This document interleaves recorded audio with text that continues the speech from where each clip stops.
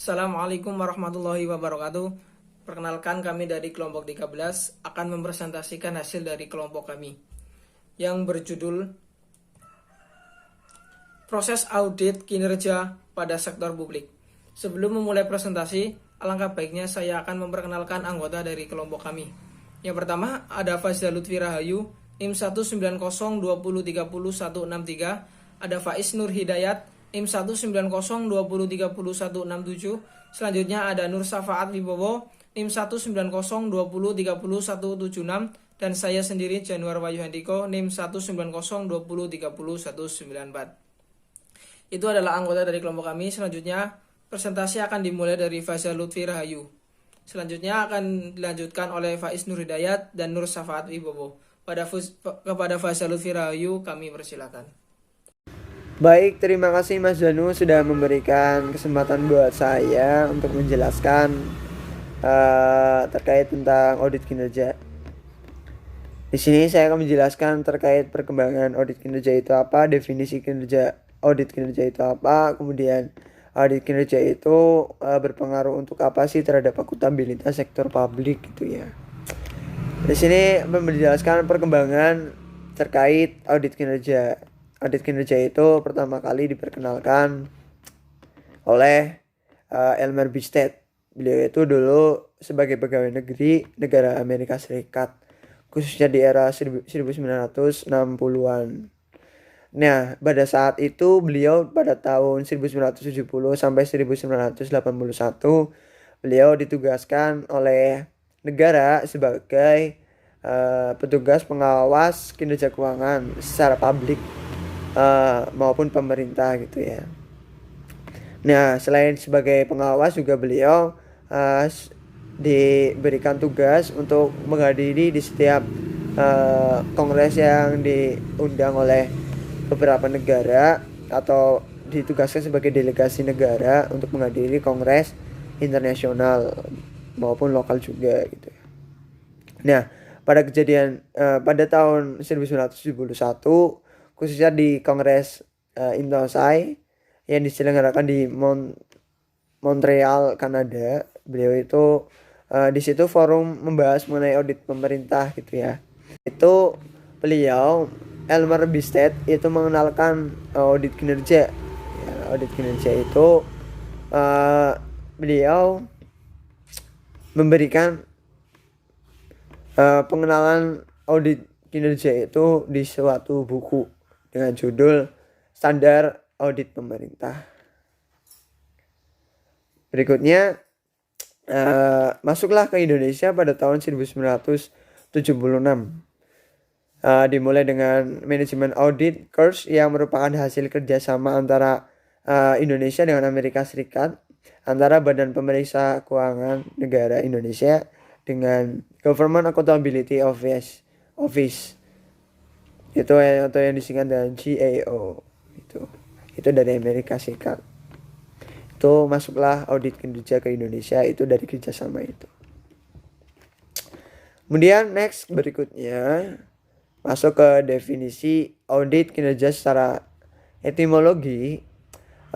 Itu dibagi menjadi dua kata antara audit dan kinerja. Audit kita tahu yaitu merupakan proses pengumpulan data informasi yang diberikan oleh entitas atau perusahaan yang mau ditelaah dan lain-lain, yaitu untuk dilakukan pemeriksaan informasi yang diberikan, apakah memiliki ekonomis yang baik, efektivitas yang baik, dan efisiensi yang bagus di informasi yang diberikan. Oke, berdasarkan Undang-Undang Nomor 15 Tahun 2004 Pasal 4E3 mendefinisikan audit kinerja itu sebagai audit atas pengelolaan keuangan negara yang terdiri atas pemeriksaan aspek ekonomisnya, efisiensinya, serta aspek efektivitas. Itu yang tadi saya sebutkan sebagai pengauditan. Itu apa sih gitu ya. Oke, berikutnya audit kinerja. Audit kinerja itu didefinisikan secara bahasa adalah audit yang dilakukan secara objektif dan sistematis terhadap berbagai bukti untuk menilai kinerja entitas atau perusahaan yang diaudit dalam hal ekonomisnya, efisiensinya, dan efektivitasnya gitu. Kemudian di sini saya akan menjelaskan juga terkait audit kinerja itu berpengaruh apa sih terhadap akuntabilitas sektor publik gitu ya. Jadi audit kinerja untuk akuntabilitas sektor publik itu untuk meningkatkan akuntabilitas dalam bidang apa, berupa apa. Jadi berupa peningkatan pertanggungjawaban manajemen kepada lembaga perwakilannya dan pengembangan bentuk-bentuk laporan akuntabilitas. Kayak contohnya aja di sini pengembangan bentuk laporan akuntabilitas dalam bentuk secara lingkup pusat atau publik itu kita bisa dilihat di IDX atau sistem yang diberikan oleh BEI gitu ya, untuk memberikan laporan keuangan di setiap perusahaan yang go public gitu ya. Kemudian perbaikan indikator kinerja. Perbaikan indikator kinerja berarti akan otomatis audit kinerja itu tujuan informasinya untuk memeriksa secara otomatis, untuk memeriksa keuangan dan memeriksa akuntabilitas itu secara otomatis pasti ada kesalahan, dan disitulah titik ada solusi, ada evaluasi di situ untuk melakukan perbaikan indikator yang mengalami kesalahan di situ ya, atau mengalami kesalahan kinerja gitu ya. Oke, berikutnya perbaikan perbandingan kinerja antara organisasi sejenis yang diperiksa. Nah di sini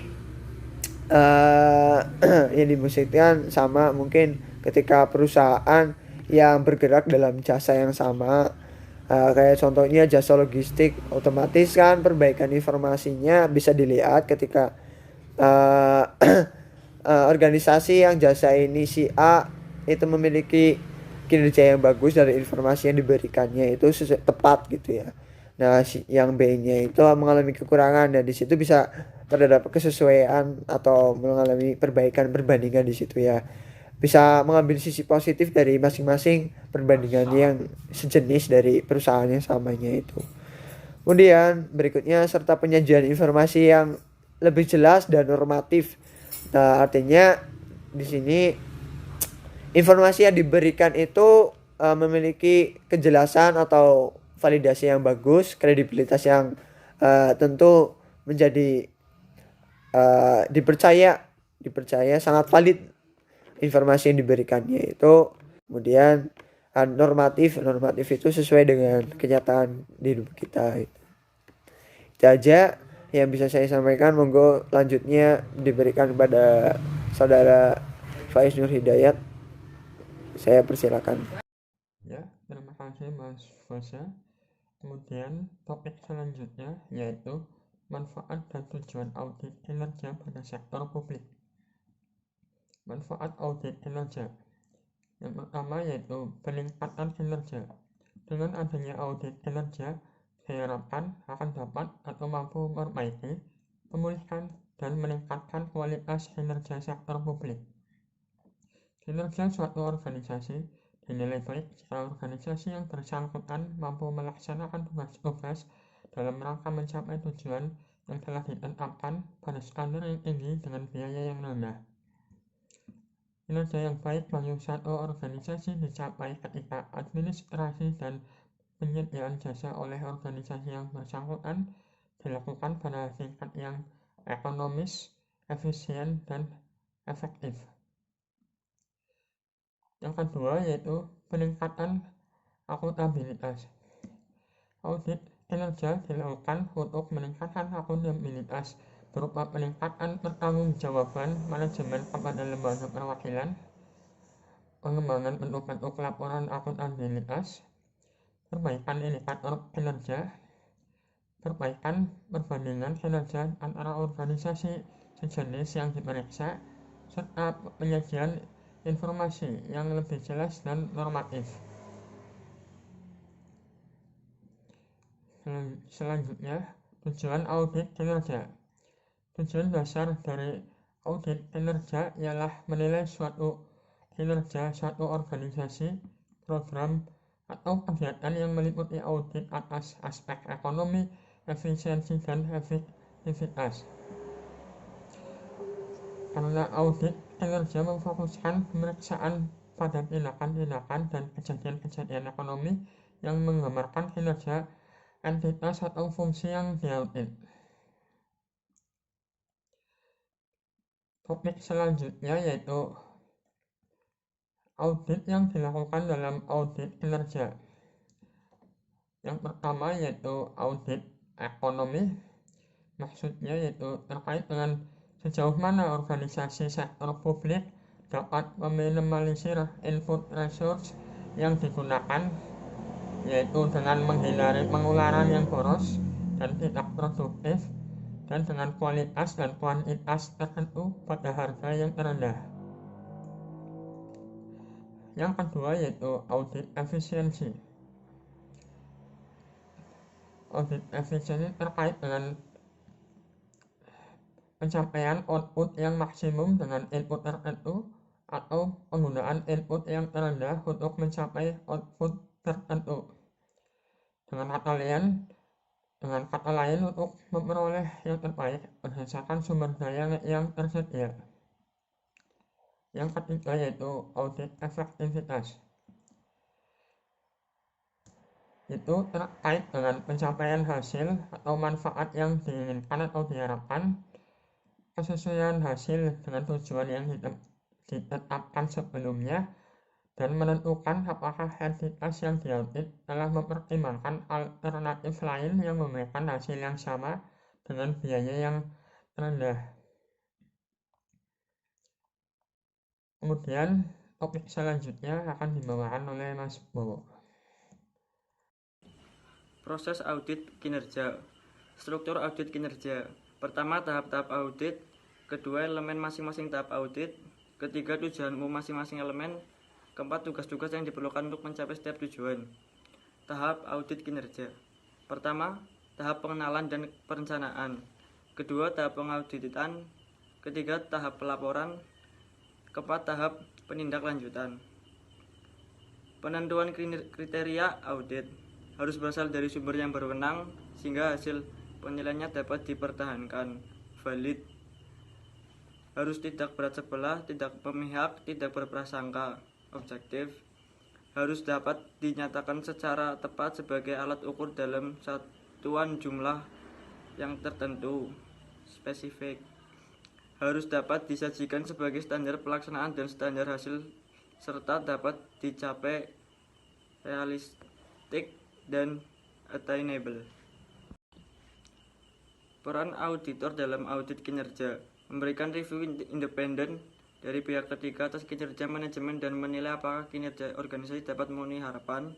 2. Memberikan rekomendasi dan solusi untuk mengatasi permasalahan yang terjadi. 3. Membantu manajemen mencapai kinerja yang baik. Studi kasus. Optimalisasi kinerja pemerintah daerah terhadap performance audit.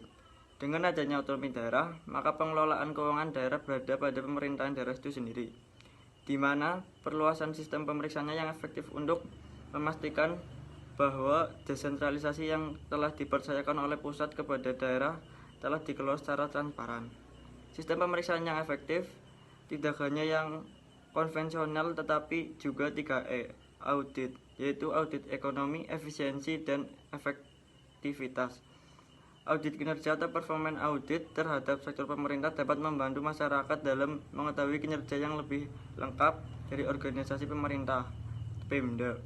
Audit kinerja dapat dilakukan pada sektor swasta maupun sektor publik dan badan pemerintah karena dari semua tujuan kepentingan masyarakat merupakan prioritas utama.